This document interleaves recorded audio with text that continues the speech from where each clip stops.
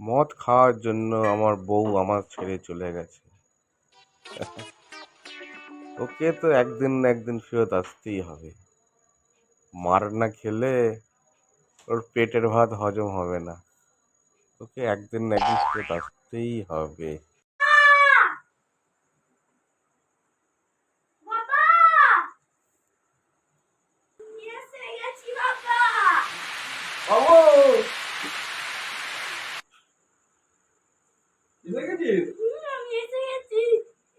Amazing! তুলে গেছিস কেন আমার ছেড়ে? ঝগড়া করছিস তোমার ছেড়ে চলে যাবি? আমার কথা কি মনে হলো না? তোর মা কোথায় গেলে? হ্যাঁ কেন?